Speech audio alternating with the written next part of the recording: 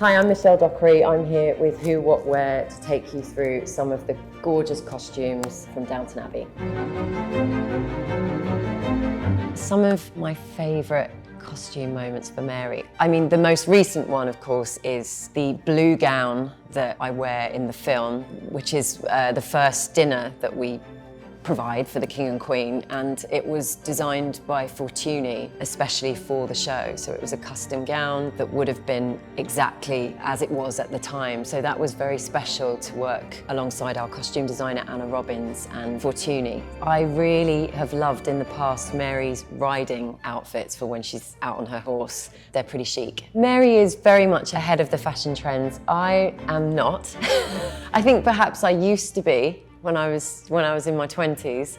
Lady Mary's style icons would for sure have been Louise Brooks, who was an actress and model and famous flapper at the time, with that very classic bob with the fringe, which is what we based the hair on for the film, for Mary. The first 2 seasons, the costumes felt quite restricted because, of course, we were in the Edwardian period, so corsets, and as time went on, they became much looser and so much more modern. I would find myself wearing something that at the end of the day, I would get out of costume and put my own jeans on and then look at myself in the mirror and think, I could actually take this blouse home with me.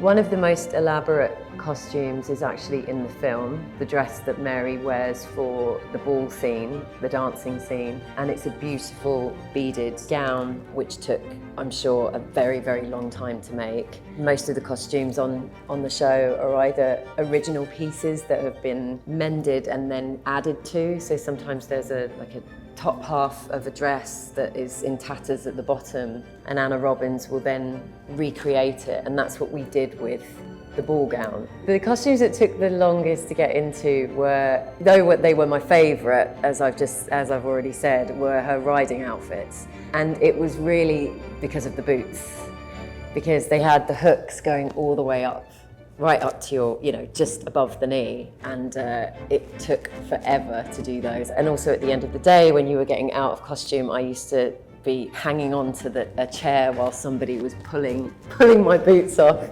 So yeah, definitely the riding outfits were some of the trickiest ones to get in and out of.